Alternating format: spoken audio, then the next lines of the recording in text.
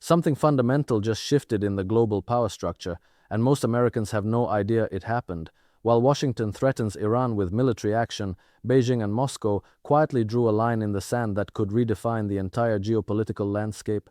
This isn't about taking sides. It's about understanding the mechanics of power that will shape your economic future, your security, and the world your children inherit. For decades, the United States operated as the uncontested global hegemon, dictating terms from the Middle East to the Pacific. But that era is ending, not with a bang, but with calculated moves on the chessboard most people aren't watching.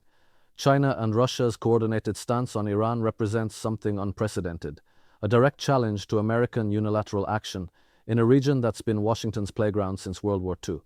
This alliance isn't just diplomatic posturing, it's backed by economic integration, military coordination, and a shared vision of a multipolar world order. The question isn't whether war is coming, the question is whether Washington understands that the rules of the game have fundamentally changed, and what happens when an empire refuses to accept that reality. Let me start by saying something that might make you uncomfortable. The world you thought you understood, the global order that seemed permanent and unchangeable, is dissolving right before your eyes. And the most unsettling part isn't that it's happening, it's that so few people recognize it's happening at all. We're living through one of those rare historical moments when the tectonic plates of global power are shifting beneath our feet, and yet the mainstream narrative continues as if we're still living in 1995, as if the United States can simply snap its fingers and the world will fall in line. That assumption, that deeply embedded belief in American omnipotence, is becoming increasingly detached from reality, and nowhere is this more evident than in what's unfolding right now with Iran, China, and Russia. To understand what's really happening, we need to step back from the immediate headlines and look at the broader pattern. For the past 2 decades, American foreign policy in the Middle East has followed a remarkably consistent playbook. Identify a target government, declare it a threat to regional stability or human rights or non-proliferation, impose sanctions to cripple its economy, isolate it diplomatically, and then either engineer regime change through internal subversion or, if necessary, use military force. We saw this script play out in Iraq, we saw it attempted in Syria, we watched it unfold in Libya. The pattern is so familiar that it's almost boring in its predictability, and for years it worked, at least from Washington's perspective, because there was no countervailing force powerful enough to stop it. Russia was weak and internally focused through the 90s and early 2000s. China was still developing and deliberately keeping a low profile internationally. The European allies, despite occasional grumbling, ultimately fell in line. America's military and economic dominance was so overwhelming that resistance seemed futile. But something has changed, and it's been changing gradually over the past 15 years in ways that most Americans haven't fully processed. Russia rebuilt itself economically and militarily after the chaos of the Yeltsin years. China's economy didn't just grow, it exploded, becoming the world's largest economy by purchasing power parity and the dominant trading partner for most of the world's nations. More importantly, these two powers began coordinating their positions on major international issues, not out of ideological alignment, but out of shared strategic interests. They both recognized that the unipolar moment, that brief period of unchallenged American hegemony after the Soviet collapse, was unsustainable and ultimately threatening to their own sovereignty and security. And they both understood that Iran represented a critical test case for whether Washington could continue imposing its will unilaterally on strategically important nations. Now let's talk about Iran specifically, because this is where the rubber meets the road. Iran is not some minor player on the world stage. It sits astride some of the world's largest oil and gas reserves. It controls the northern shore of the Strait of Hormuz, through which roughly 20% of the world's oil supply passes every single day. It has a population of nearly 90 million people, many of them highly educated, and a history of civilization stretching back thousands of years. This is not Iraq under sanctions in 2003, weakened and isolated. This is a significant regional power with deep roots in the Middle East and increasingly strong ties to the emerging Eurasian economic bloc. For Russia, Iran is a critical partner in maintaining influence in the Middle East and a key node in the North-South transport corridor that's being developed to link Russia with India through Central Asia and Iran. For China, Iran is absolutely essential to the Belt and Road Initiative, providing both energy resources and a crucial geographic link between East Asia and Europe. So when the United States ratchets up pressure on Iran, threatening military strikes, imposing ever-tightening sanctions, attempting to strangle its economy and foment internal unrest, Beijing and Moscow aren't just watching as neutral observers. They're watching Washington threaten a critical partner in their own strategic architecture. And unlike previous decades, they now have the economic and military capacity to do something about it. This is the part that I think many Americans don't fully grasp. The assumption has always been that US military superiority is so overwhelming that it doesn't matter what other countries think or want. If Washington decides military action is necessary, it will happen, and everyone else will adjust to that reality. But that assumption is being tested in ways it hasn't been since the Cold War, and the results of that test could be catastrophic if miscalculated. Let me walk you through what's actually happening on the ground, because the reality is far more complex than the sanitized versions you get in most media coverage. China and Russia have been deepening their economic integration with Iran systematically and deliberately. China signed a 25-year strategic partnership with Iran that includes billions of dollars in infrastructure investment, technology transfer, and guaranteed oil purchases. This isn't just a symbolic agreement, it's a fundamental reorientation of Iran's economic relationships away from the West and toward the East. Russia has been coordinating militarily with Iran in Syria, sharing intelligence, conducting joint operations, and developing interoperability between their armed forces. Russian air defense systems have been sold or transferred to Iran. Russian technical expertise has helped Iran develop capabilities that make any potential American military action far more costly and risky than it would have been a decade ago. But here's where it gets really interesting, and this is where we need to think carefully about the deeper implications. When China and Russia coordinate their position on Iran, they're not just defending a partner, they're making a statement about the international order itself. They're saying, essentially, that the era of American unilateral action, of Washington deciding which governments are legitimate and which aren't, of regime change operations and military interventions without UN Security Council approval is over. They're drawing a line and saying this far and no further. Now you can agree or disagree with that position. You can think it's righteous or cynical, but you cannot ignore it because these aren't minor powers making empty threats. These are nuclear-armed nations with advanced militaries, permanent seats on the UN Security Council, and the economic heft to back up their positions with concrete actions. The question that should be keeping American policymakers awake at night is this: what happens when an irresistible force meets an immovable object? What happens when Washington's stated policy objectives, regime change in Iran, containment of Iranian influence, prevention of Iranian nuclear capabilities, directly contradict Beijing and Moscow's stated red lines? Do we assume that China and Russia are bluffing, that when push comes to shove they'll back down as they have in the past? Or do we recognize that the balance of power has shifted enough that they might actually follow through on their commitments? And if so, what does that mean for American military planning and strategic decision-making? This brings me to the economic dimension, which is absolutely crucial but often overlooked in discussions that focus purely on military capabilities.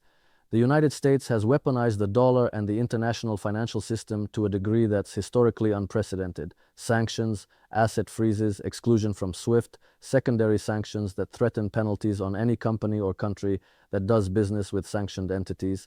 These have become the primary tools of American foreign policy, and for a long time, they worked because there was no alternative.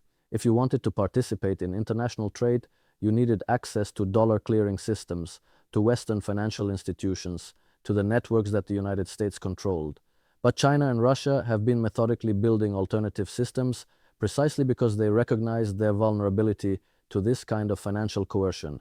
The development of alternative payment systems, the increasing use of national currencies in bilateral trade, the accumulation of gold reserves, the creation of institutions like the Asian Infrastructure Investment Bank and the New Development Bank, these aren't random or isolated initiatives. They're part of a coherent strategy to create redundancy in the global financial system, to build pathways for international commerce that don't depend on American approval or access to American-controlled infrastructure. And Iran has been a test case for these alternative systems.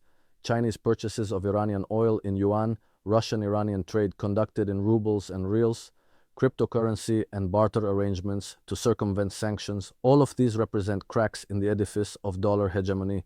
Now, I'm not suggesting that the dollar's role as the global reserve currency is going to disappear overnight. That's not how these transitions work.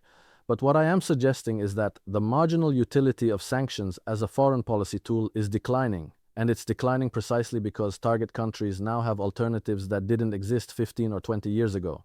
When you sanction Iran, you're not just imposing economic pain, you're also accelerating Iran's integration into alternative economic systems. You're giving China and Russia opportunities to expand their economic influence, and you're demonstrating to every other country watching that reliance on Western financial systems comes with unacceptable political risks. You're essentially marketing the competition's product by making your own less attractive. Let's talk about the military calculus, because this is where things get truly dangerous. There seems to be a persistent belief in Washington that American military technology is so advanced, American logistics so superior, American intelligence so comprehensive that any military confrontation would be swift and decisive in America's favor. And to be fair, the United States military is extraordinarily capable, but capability and invincibility are not the same thing. And the kind of conflict we're talking about here is fundamentally different from the wars America has fought over the past 3 decades. Iraq in 1991 and 2003 was fighting alone, technologically outmatched, without powerful allies providing real-time intelligence, advanced weaponry, or strategic coordination. Serbia in 1999 was a minor regional power with obsolete Soviet-era equipment. Afghanistan and the various insurgencies in the Middle East have been asymmetric conflicts against non-state actors. A confrontation with Iran that involves active Chinese and Russian support is a completely different scenario. We're talking about modern air defense systems that can actually threaten American aircraft and missiles. We're talking about satellite intelligence sharing that eliminates many of the advantages American forces have relied on. We're talking about the potential for cyber warfare that could disrupt not just military systems, but critical infrastructure. We're talking about hypersonic missiles that current American defense systems cannot reliably intercept. We're talking about the risk of escalation, of miscalculation, of a regional conflict spinning into something far larger and more destructive. And here's the part that really concerns me. There seems to be very little serious public discussion in the United States about these risks. The debate, to the extent that there is one, focuses on whether military action against Iran is justified or strategically wise, but it proceeds from the assumption that if America decides to act, America will prevail and the costs will be manageable. That assumption may have been reasonable in 2003. It's not reasonable in 2026. The world has changed, the balance of forces has changed, and the potential consequences of miscalculation have changed dramatically. I want to be clear about something because I think it's important not to be misunderstood.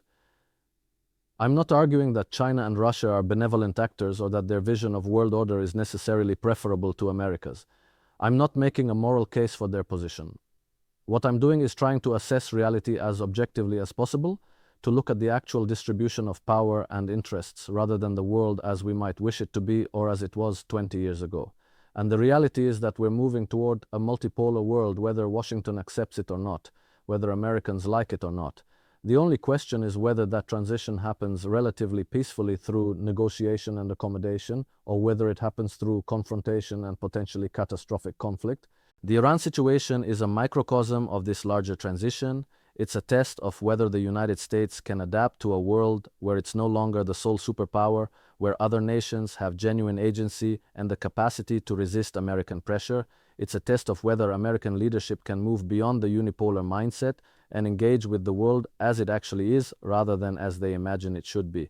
And frankly, based on the rhetoric coming out of Washington, based on the policy proposals being seriously discussed, I'm not confident that this adaptation is happening. There's still a tendency to assume that sufficient pressure, sufficient demonstrations of force, sufficient displays of resolve will eventually bring adversaries to heel. That worked when America was overwhelmingly dominant. It's a recipe for disaster when facing near-peer competitors who have their own vital interests at stake.